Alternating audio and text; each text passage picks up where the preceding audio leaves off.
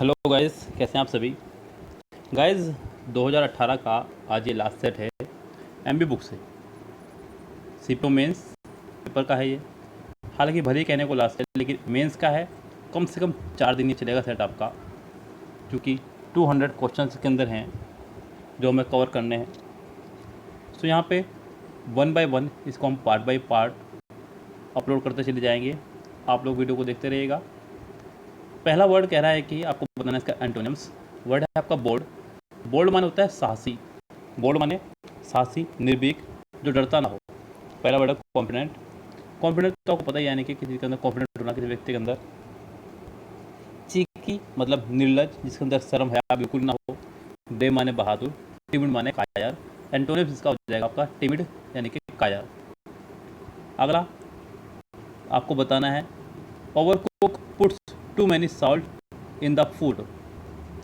हमारा कुक जो है खाने में टू मैनी, बच्चों सॉल्ट जो है आपका अनकाउंटेबल है, तो आप यहाँ पे टू मैनी नहीं,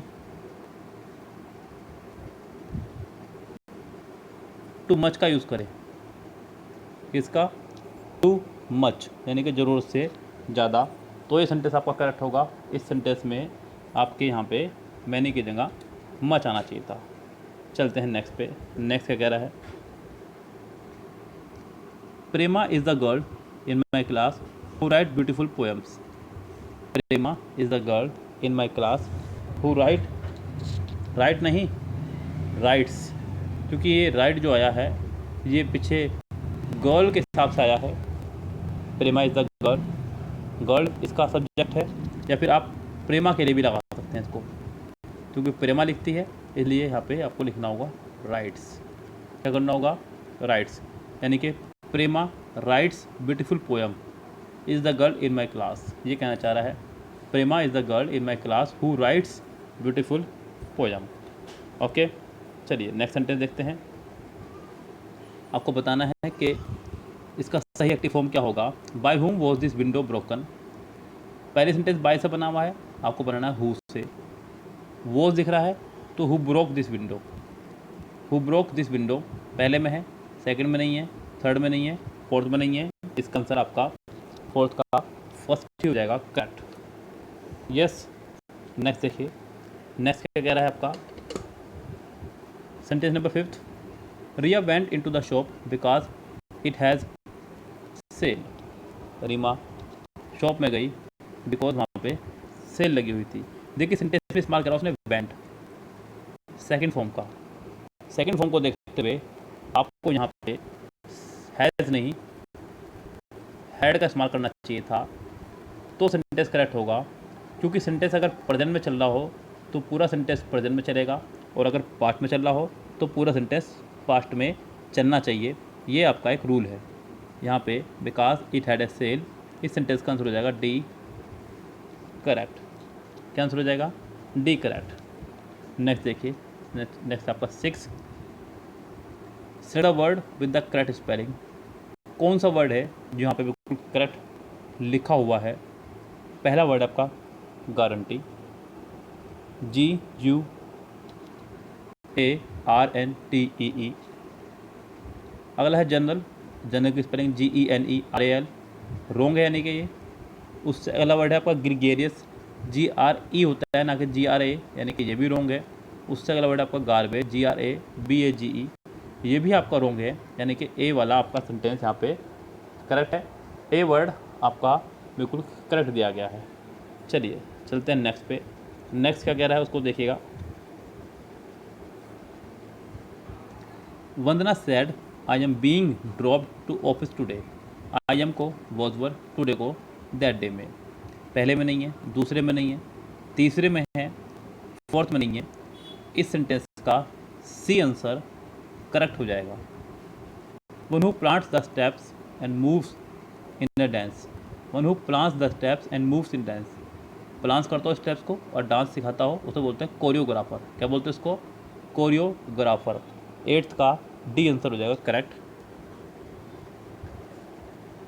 Rahul was ready for accept any job even a part time one. Rahul was ready to accept, ना कि फॉर एक्सेप्ट। रेडी के साथ टू प्लस वर्ब की first form. I am ready to do anything. I am ready to do anything, मैं कुछ भी करने को तैयार हूँ। इस सेंटेंस का आंसर हो जाएगा आपका डी। नेक्स्ट देखिए, 10 से 14 तक उसने आपको एक छोटा सा क्लो टेस्ट दिया है। यार देखिएगा, वोकेबलरी बेस्ड है, इसलिए मैं कैमरा बंद कर रहा हूँ, सीधा क्लो टेस्ट पे चल रहा हूँ। कह रहा है कि chemical additives have a cosmetic effect. Chemical additives have a cosmetic effect. Additives are dash used in food industry.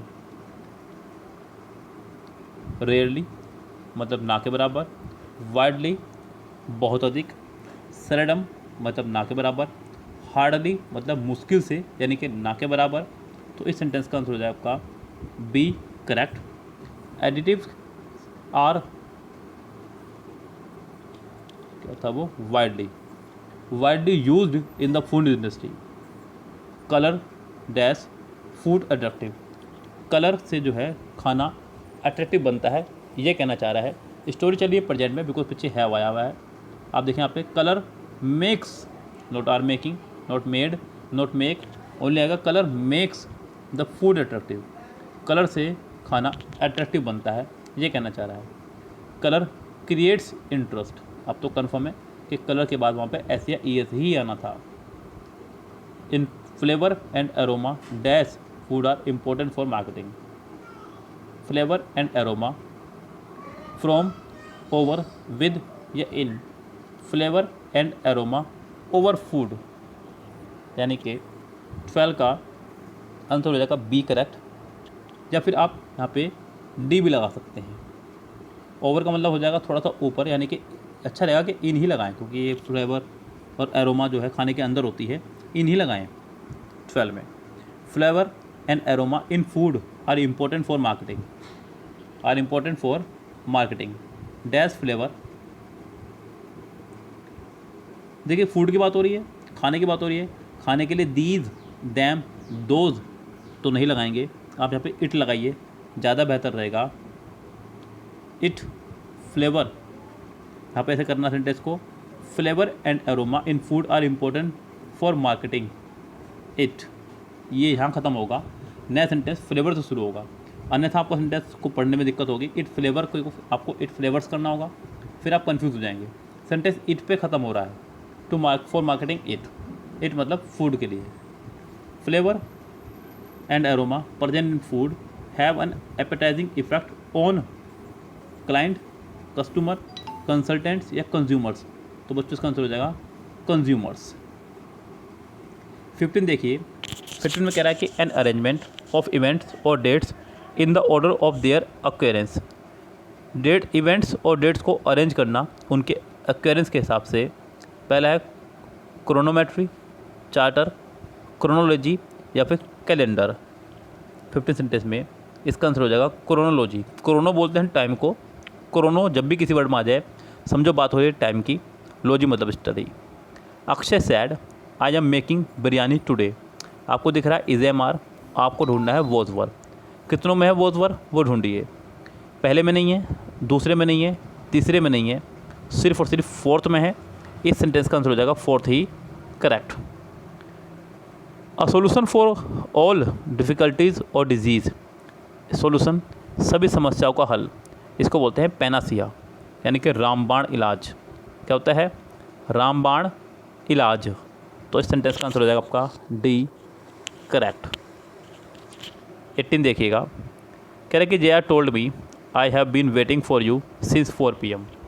आपको दिख रहा है हैव बीन, आपको ढूंढना होगा हैड बीन। कितनों में है, आई फर्स्ट पर्सन सब्जेक्ट अनुसार जे आर के हिसाब से शी हो जाएगा।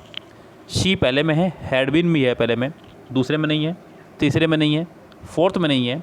इस सेंटेंस का यही आंसर हो जाएगा करेक्ट। 19 से 28 तक फिर से एक क्लोज टेस्ट दिया, छोटा सा क्लोज टेस्ट है, हालांकि 4 ऑप्शन इसके यहाँ है, 4 ऑप्शन के पीछे दिए गए हैं। कोई बात नहीं, स्टोरी बड़ी इंटरेस्टिंग है, एक थ्योरी बेस्ड है, बहुत अच्छी कहानी है, समझ में आएगी। Ram Singh whistled cheerfully as he pushed his bicycle up the hill towards old Mrs. Gupta's house. सीटी बजाते हुए जाता है वो जो वो मिसेस गुप्ता के घर पर जाता है जो कि ऊंची पहाड़ी पर है. His work for the desk was almost finished. Ram Singh यहाँ पे एक पोस्टमैन की भूमिका निभा रहा है जो आपको आगे जाके पता चलेगा स्टोरी में. His work for the desk was almost finished. यानी कि उसका उस दिन का काम लगभग ख़त्म हो चुका था. मंथ नहीं, ईयर नहीं, वीक नहीं, यहाँ लगाएंगे day. His work for the day was almost finished. उस दिन का काम उसका लगभग ख़त्म हो चुका था. Dash his bag although but and unless. Although but and और अनलेस. देखिए ऑल्दो लगता है विरोधाभास के लिए. किसके लिए लगता है ऑल्दो? आपका विरोधाभास के लिए. यहाँ सेंटेंस में विरोधाभास तो कोई नहीं है. आपको सेंटेंस में सिर्फ और सिर्फ आंसर निकालना है. देखिए फिर से एक बार. His work for the day was almost finish and his bag which was usually dash when he started. And his bag और उसका बैग विच वॉज यूजली जो कि होता है यूजली लार्ज बड़ा, डर्टी गंदा, टोन फटा हुआ, हैवी भारी होता है. बिकॉज आगे कह रहा है when he started from the post office. उसका बैग भारी होता है जब वो पोस्ट ऑफिस से शुरू करता है, तो क्योंकि उसके अंदर लेटर्स होते हैं इसीलिए. तो 20 में आपका आएगा एंड, 21 में आपका आएगा heavy. His bag which was usually heavy when he started from the post office dash now become empty. आगे आ रहा है आपका यहाँ पे become third form. Third form को देखते हुए आपको हैज़, हैव, हैड की ही फैमिली लगानी होगी जो कि है यहाँ पे. लेकिन स्टोरी चलिए पास्ट में, इसलिए आपको यहाँ लगाना होगा हैड. हैज़, हैव यहाँ नहीं लगा सकते. Which was usually heavy when started from the post office had now become empty. अभी वो एम्प्टी हो चुका है. Dash for the letter that he had to dash. सिर्फ एक लेटर को छोड़ के जो उसको डैश करना है. अब पोस्टमैन लेटर को क्या करता है? पहले 24 देखिए. डिसाइफर, पोस्ट, डिलीवर, ये डिस्पैच. पोस्टमैन लेटर को डिलीवर करता है डोर टू डोर जा कर के. तो यहाँ पे 24 में डिलीवर आएगा, ये कन्फर्म है. 23 में देखिए आप एक बार, कह रहा है कि had now become empty excluding, without, except या एक्सेप्ट. एक्सक्लूडिंग भी एक प्रपोजिशन है, विदाउट भी, एक्सेप्ट भी, लेकिन डी वाला एक प्रपोजिशन नहीं है. इस सेंटेंस का आंसर होगा C, except for the letter. Except for का मतलब होता है सिवाय, सिवाय एक लेटर के that he had to deliver to Mrs Gupta. She lived a kilometre dash from the village. आगे फ्रॉम आ रहा है. क्या आ रहा है आगे? फ्रॉम. फ्रॉम को देखते हुए आपको इस सेंटेंस में सिर्फ और सिर्फ लगा सकते हैं अवे, और कुछ यहाँ पे आप नहीं लगा सकते. बिकॉज अवे के साथ ही आता है आपका from. Away from, away from. She lived a kilometre away from the village, जो कि किलोमीटर दूर रहती है विलेज से. So when dash had a letter for her. When dash a letter for her. 26 देखिएगा. They, we, she, he. When he, 26 में answer हो जाएगा आपका he. When he had a letter for her, जब भी उसके पास आता उसके लिए लेटर.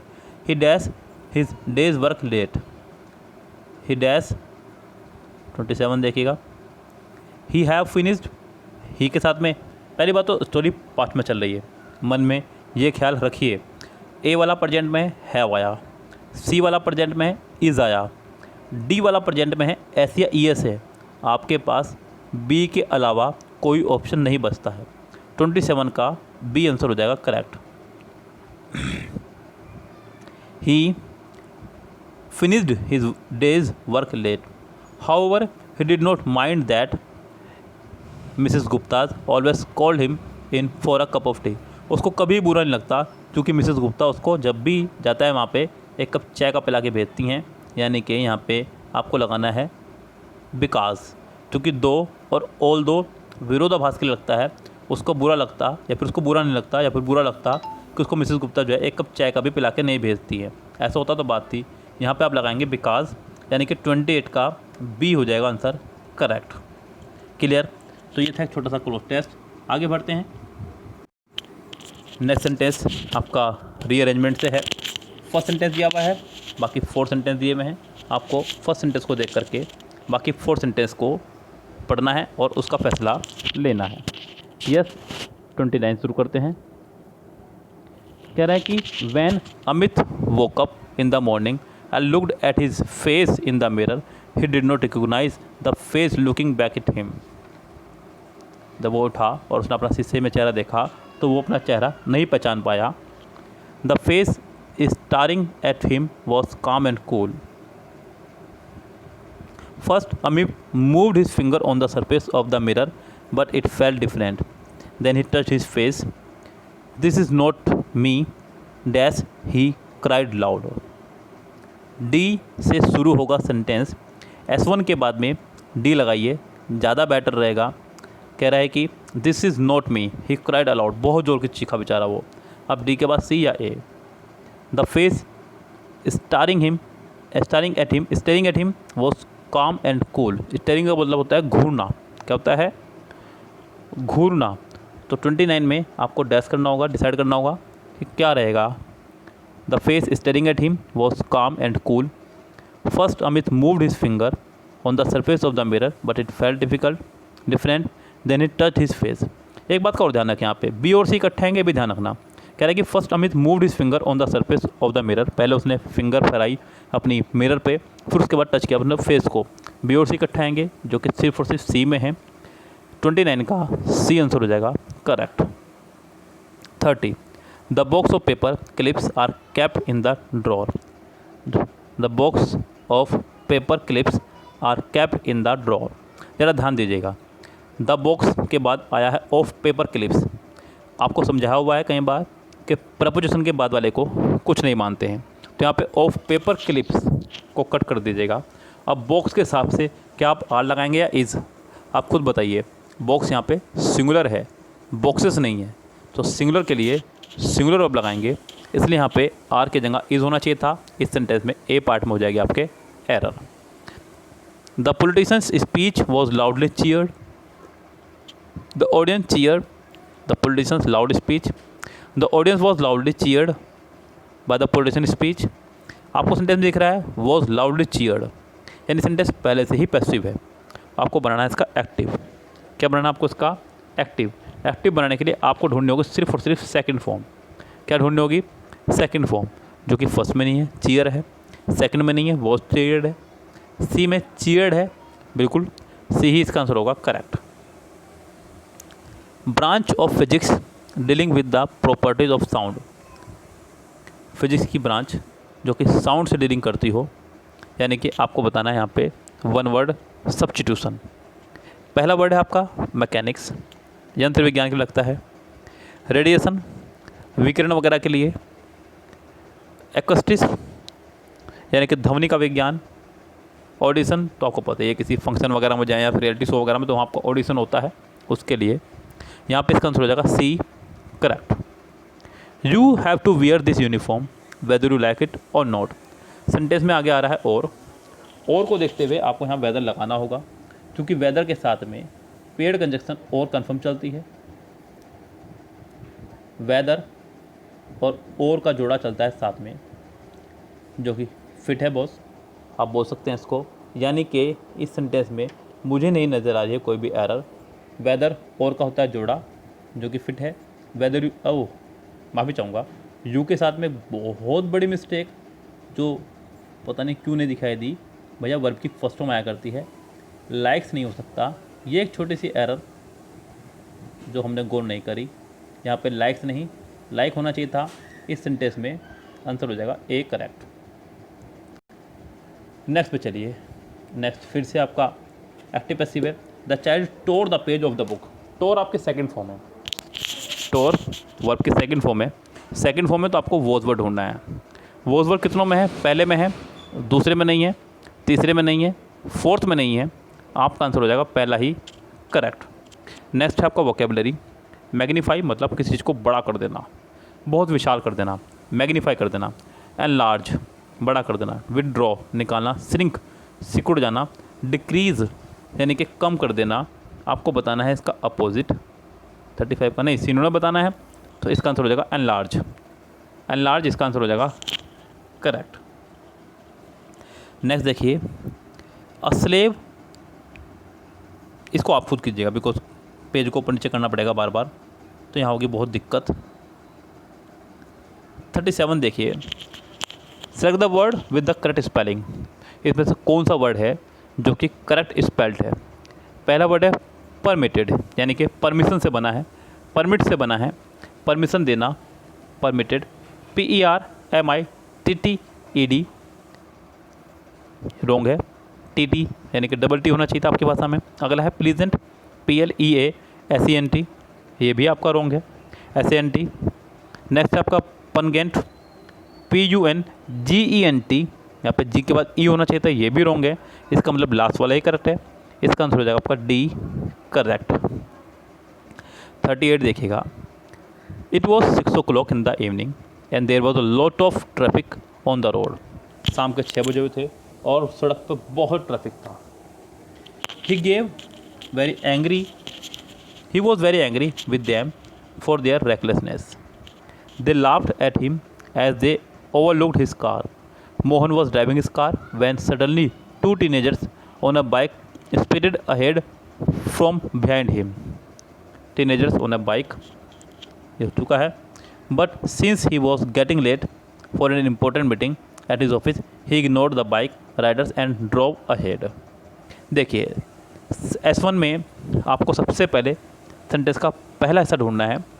कह रहा है कि शाम के 6 बजे हुए थे और ट्रैफिक बहुत था रोड पे, मोहन गाड़ी चला रहा था, ये कहना ज़्यादा फिट रहेगा, यानी कि सेंटेंस शुरू होगा आपका सी से। मोहन वॉज